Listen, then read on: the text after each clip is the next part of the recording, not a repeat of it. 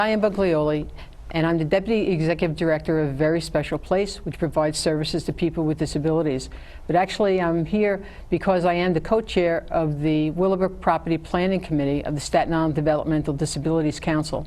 That council is the primary advocacy group here on Staten Island for people with disabilities. And they're hosting this show, which is Willowbrook Revisited. And it's basically a retrospective discussion of the transformation that's occurred over the years, not only with the property that is Willowbrook State School, but the people who lived there, the people who worked there, the people who controlled it, the field of studies that emanated from it, and the society in which it existed.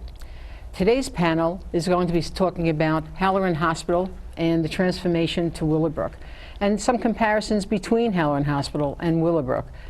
With us today are two of the panelists that were with us the last time. I'll have them introduce themselves and we'll begin our discussion. Hello, my name is Hal Kennedy, and I was here last time talking about Halloran Hospital, and I gave somewhat of a brief overview, and I'd like to continue that discussion. As I mentioned last time, Halloran Hospital was what they called a general hospital during World War II. It was created to service soldiers that were being wounded in Europe and North Africa. And when it was built, it was originally thought of to have a capacity of 1,500 wounded soldiers, and that actually was expanded to 3,000 soldiers. What was remarkable about Halloran is not only the great services that it ultimately performed, but what was interesting is how quickly the government was able to convert all of the buildings which had actually been completed as Willowbrook State School for the developmentally disabled, and was able to transform it into a hospital. And they did that over a span of a couple of months. So it was remarkable. There were 45 buildings that were originally on site. Those buildings then grew to about 80 buildings. The buildings that were originally going to be used as wards, if you will, for the Willowbrook people were turned into wards, medical wards, and that big building, building number 2, which was for Willowbrook was going to be the administration building and what have you, was turned into a surgical ward. They had all kinds of operating theaters. They actually had to create and build a new wing off of the back for surgical theaters. Willowbrook, or Halloran Hospital, also, interestingly, created all of these above-ground tunnels, 3.5 miles worth, in fact. So it was really, as the New York Times referred to it, as a medical city. And anything and everything there at Halloran was being done for the soldiers. There was no doubt about it. It was a leading hospital in the United States. Not only were they servicing soldiers, but they were also doing research into penicillin, different operating techniques. Ophthalmology was a big concern in an area at Halloran, along with the orthopedic section and what have you. So Halloran was a place of greatness, if you will, and we're going to discuss here a little bit about how that and why that was. But I wanted to spend, first of all, just do a little anecdotal story about the prisoners of war, because I think that's interesting from a Staten Island history perspective. There were about 650 POWs at Halloran. They were German and Italian, and they were very well treated, from what I can understand. And in fact, so well treated that there was only one reported escape from Halloran Hospital, and that was a German soldier who escaped. He spent a couple of days in Clove Lakes Park, and he escaped back into Halloran because he got hungry, at least so he said. So it seems to me that the POWs were well treated. I was able to come across on eBay a letter that was written from a POW to his uncle in Pennsylvania. And this was towards the end of the war, and the POW, in fact, was getting ready to go back to Germany. But I just wanted to read you one particular line from this letter, which I think is interesting. He says, and I quote, "I have willingly endured my captivity in USA, and treatment and food was very good. When I come home, I'll be able to report the best things from here, and it is far better than it was at home. If I didn't have a family, I would love to stay here, or at least return." So it kind of gives you an idea, at least of the atmosphere at Halloran. And on that subject, the atmosphere and morale and what have you, I thought it would be helpful at least to delve into a personality, and that is the commander of Halloran Hospital, a gentleman by the name of Ralph DeVoe. He started there as a colonel, and he was promoted to general during his time at Halloran. But I believe, anyway, and I never met the man, and I've only read about him, he was remarkable. Remarkable in a number of ways. But I think what is striking when you think about Ralph DeVoe is the fact that he understood constituencies. He understood who he was working for. And I'd like to think that he had 3 constituencies at Halloran. His first constituency were, of course, the wounded soldiers that were coming in, and that was his highest priority. The second constituency was the personnel that was working at Halloran, and there were probably over 1,500 doctors and soldiers and technicians and what have you. And the third constituency were the families and the public at large, if you will. And in each one of those constituencies, he spent a lot of time and thought about exactly what it was that he needed to do and that his staff needed to do to make their stay at Halloran the best. Now, most of the soldiers that came to Halloran were only there for about 72 hours. They were brought in and they were treated and then immediately shipped back out again to hospitals near their home. And that was an important thing for General DeVoe, because he knew that if he could get people in and out, morale would be a lot better. Secondly, the personnel. If you look at all of the literature and the maps and what have you at Halloran, General DeVoe spent a good amount of time making sure that there were recreational facilities, that there were sporting events, that there were theater. He had installed television sets, for instance, which in 1942 or 43 was a big thing. And there were sporting events that were televised from Madison Square Garden. He introduced music to Halloran by getting people on Staten Island, throughout the city of New York, to donate musical instruments and to get teachers to come in to help train not only the soldiers that were convalescing there, those that were staying more than 72 hours, and there were certain numbers of those for sure, but also the personnel. He was taking care of the people that were working for him. And he ran a bureaucracy, there was no doubt about it. In fact, some of the memorabilia that we've been able to uncover are things like a license plate that Halloran had, or their little pin that people had to wear there. And he had masterfully, if you were to ask me, he put together a beautiful brochure on Halloran Hospital with wonderful pictures, and this was distributed to all of the soldiers coming in as well as the personnel. So people felt a real sense of belonging. There were obviously PXs that were there were canteens that were there, but one of the things that he did, and I think very effectively, is he branded Halloran Hospital. All of the convalescing soldiers, for instance, wore the same color maroon robe, so everybody knew who they were. He was very much of a disciplinarian, and he wanted to make sure orders were filed, yet at the same time he wanted to make people feel very comfortable and everyone sort of understood who they were and what their jobs were. Even so far as the matchbook cover that I have here, again, General, you know, it has Halloran General Hospital on it, but it's in this very same maroon color, so that, again, he was branding Halloran Hospital. The little handbook that was also printed out for everyone, which had a nice convenient map inside and explained what Halloran Hospital was all about, and it also explained what was expected of the people that worked at Halloran, and basically it was, we were all going to do a good job and we were going to get through this, and the soldiers were going to get better and we were going to win a war.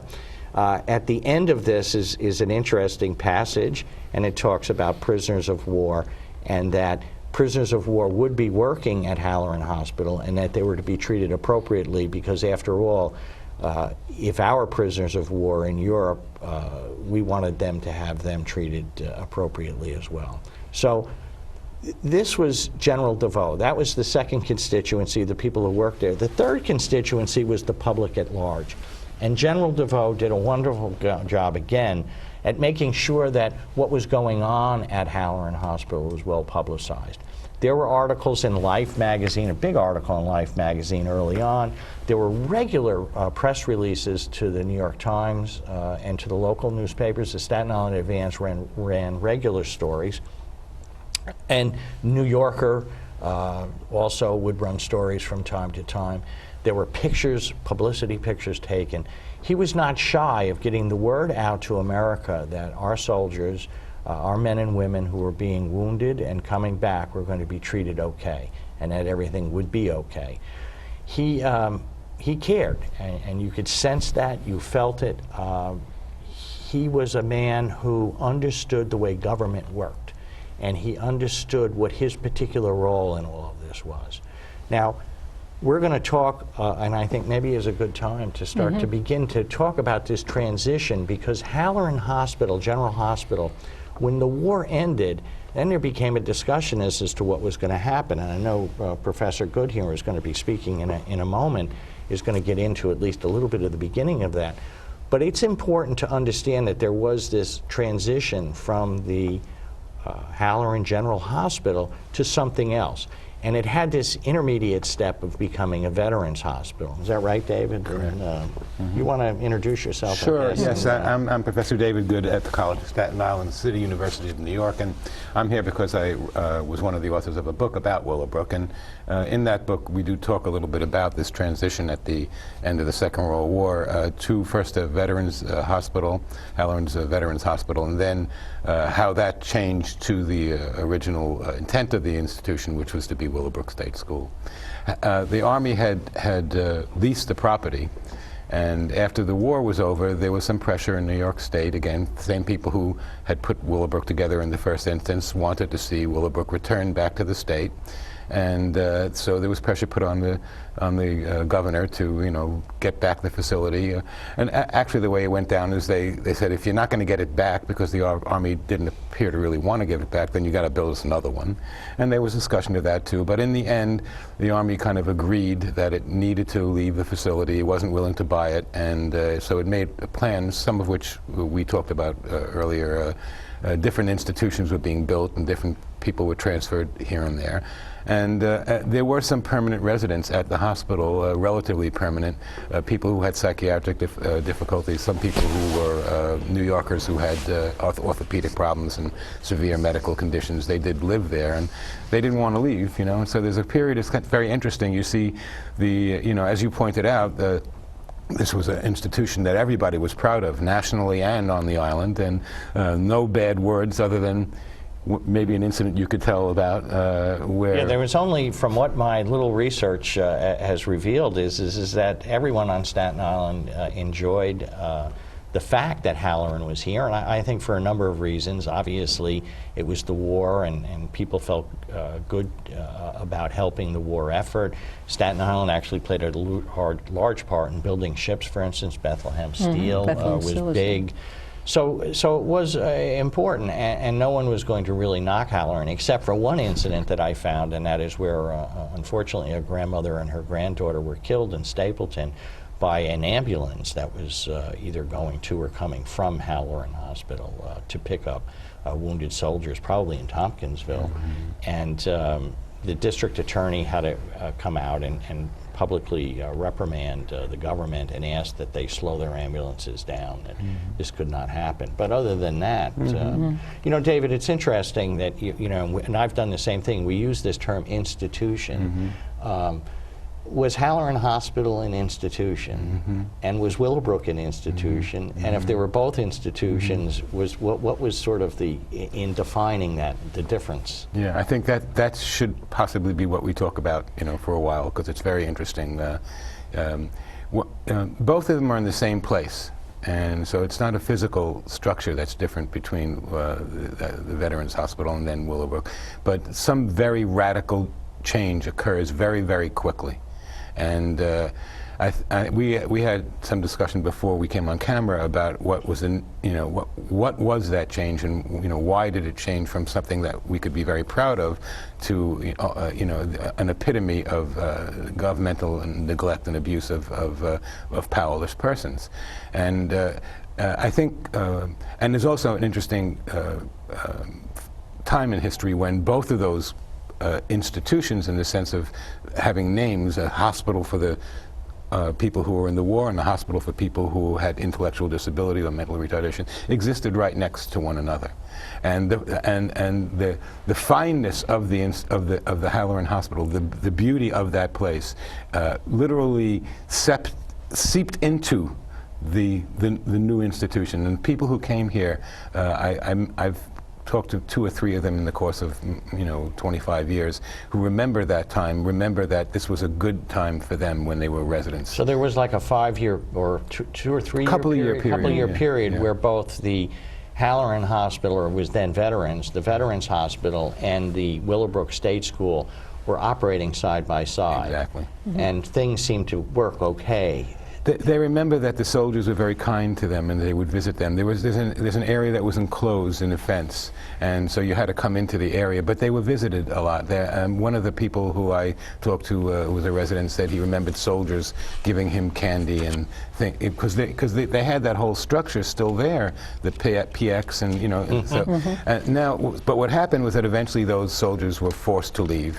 And once those soldiers left, there was a very, very quick transformation of literally the nature and culture of the institution. And I think what we agreed upon, and I think most people probably today would agree upon, that the difference turns out to be the population that goes into this place. And when you have a devalued population, a population that you feel are in some way feel that don't deserve the same kinds of opportunities as the regular population, that don't need them, even to the point of not being fully human. These were the kinds of attitudes that existed towards persons with mental retardation at that time. Fear, there was a lot of fear here, even on the island, about bringing a place like this to Staten Island. So you take a highly valued population, soldiers who sacrificed, and then you just flip the population, and now you have people who aren't even fully human in the eyes of some. And I think that ultimately seems to be responsible for the change in the structure of the institution. Government goes. You had a great phrase for it. Well, I mean, I've always liked to refer to. This is a Halism. It's a Halism. is that Willowbrook was the product of government's ignorance, arrogance, and indifference. Right. Ignorance because they really didn't know much. Arrogance because they constantly said they did, or that they understood it all, and indifference because in the end they didn't give a damn. Right. Whereas with Halloran, where I've looked at it is that there was government's intellect at work. They really thought this process out. There was a level of humility and humanity. They were looking because they knew that they had to help soldiers. This was an important part of all of this. And then, of course, there was that deep, sensitive caring that government displayed with Halloran, just totally opposite. Correct. I mean, I sort of look at this sometimes. Just look at the politicians who, in World War II, were going out to Halloran on a regular basis, either pinning medals on soldiers. We have a picture of Eleanor Roosevelt actually on the front page of this Beacon. This was the weekly news bulletin sort of magazine that Halloran would put out, and there, of course, is Eleanor Roosevelt. But when you look at Willowbrook, or you think of Willowbrook, and you think of the politicians that ran out there, they were only running out there because they were the ones that wanted to be the story of that, they were uncovering these terrible atrocities, or, Senator Robert Kennedy comes to mind. They were doing good things by going out there and trying to expose some of the problems at Willowbrook. But at the same time, they weren't there on a regular basis, unlike it was in Halloran. So I think that also demonstrates sort of an attitudinal. Right. I mean, let's go back to really what the system that was a medical model. Was at both, right? The physicians were in charge of the facility with nurses. So there really wasn't a field of developmental disabilities. There wasn't that focus on learning and giving people new skills. None of that existed.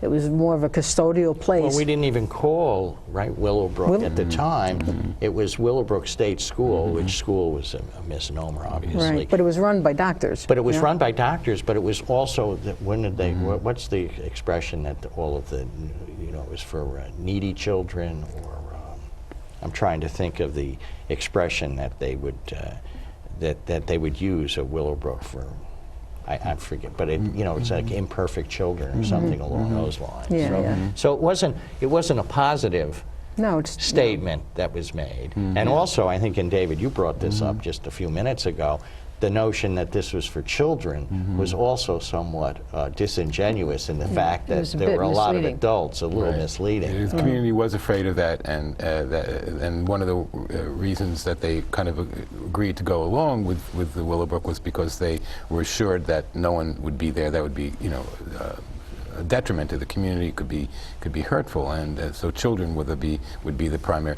But very quickly that promise was violated, and so the distrust in the government was something that I think immediate. And then you have to look at, like, you talk about who the medical model and who's in charge.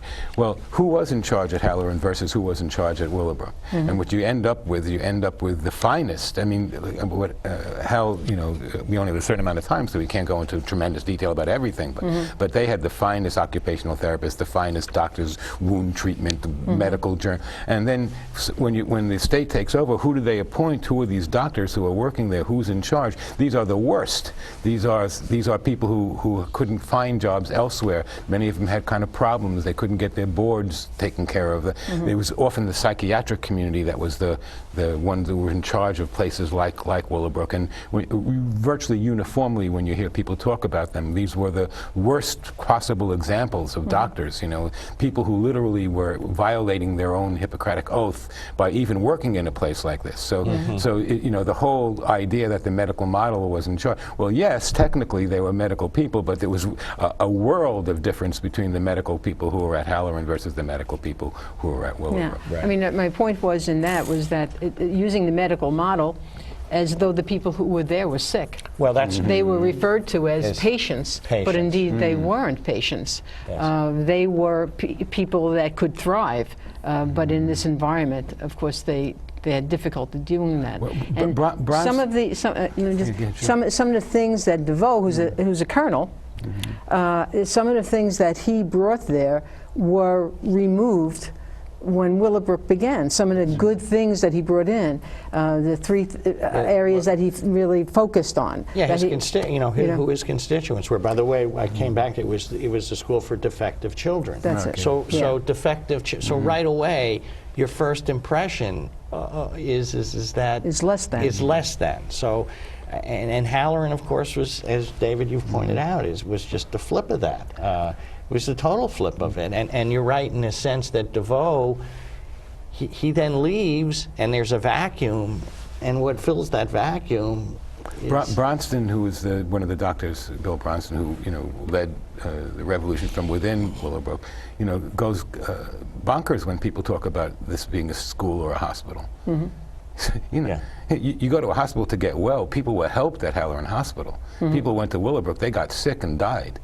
It's the opposite of a hospital. It's a death-making institution. Call it whatever words you want to use to put on top of that. So, and the thing that always strikes me is just how fast. It's almost like you have this hallowed grounds, and then a year or two later, it's a death-making institution. And there was never a golden period. It was never that, oh, this was a great time. When we first opened up Willowbrook. No, it was always a kind of a institution that was cut off from the outside world, where people were at risk and children were being abused. And whereas Halloran was a place that opened itself up. Right. And when you see the literature about soldiers being able to go to PS-29, for instance, and play handball, or to go Clove Lakes, to use all of the community facilities. It was more inclusive. Exactly. Yeah. I mean, this is what we're striving for today, and using that word inclusive. Back 70 years ago, when Halloran was in full swing, that's exactly what it was. People were invited in, the soldiers and personnel were invited out. It was quite extraordinary. So the change becomes, structural. The environment was virtually the same. The difference being that it was more transitory for Halloran Hospital. People, 2,500 came in, 2,500 went out. Right. The 6,000 people that ended up Willowbrook were there. And so that environment being so really kind of stark and crowded, although they only got to 3,000, where Willowbrook got to 6,000. Got to 6,000 was way over its capacity. So, things changed so quickly.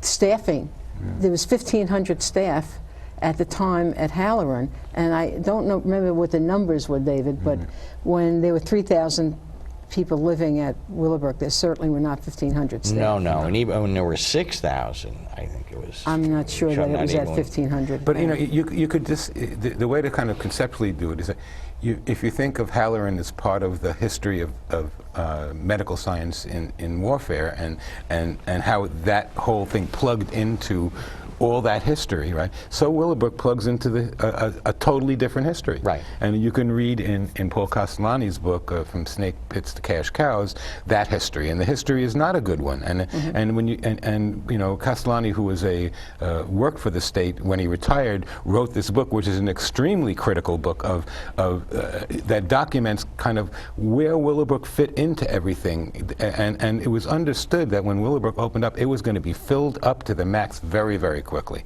It was just going to become another one of the institutions that they ran that was overcrowded, because all of them were overcrowded. Willowbrook was meant to help the overcrowding of other institutions, to make so you know, the whole concept and plan and logic of these two places come from two different worlds. They share a place. That's what they share. But more than that, really, not a lot.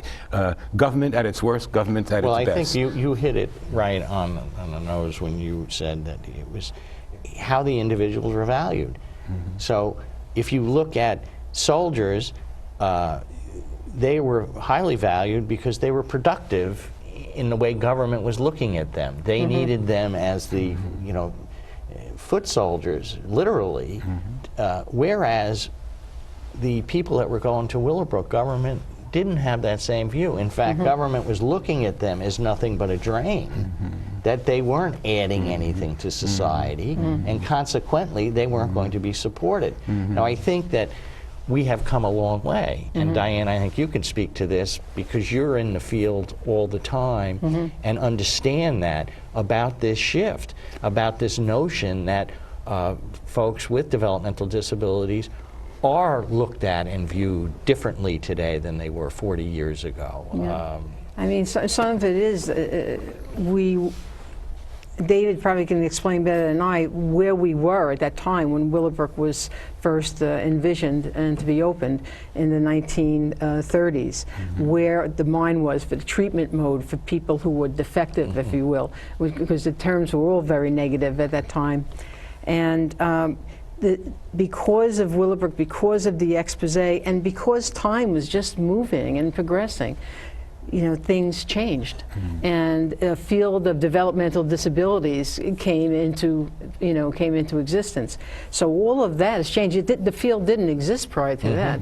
The treatment mode was segregate them and put them, you know, out of harm's way, but more than that, get them out of our way. Mm-hmm. So I think that change is dramatic. And mm-hmm. our next show is really directed solely at the history and sociology of Willowbrook, and David will be there with Darrell Hill, the co-author of the book, The History and Sociology of Willowbrook State School, and we'll go on from there. But I think it's a very interesting comparison between Halloran and Willowbrook, and it really has to do with the environments were similar, but the people and the view towards those people is very, very different. Very different. And it's not lost on me, by the way, Hal, that you know, sometimes things are named after people after they die. But apparently, Halloran was named for you before you were born.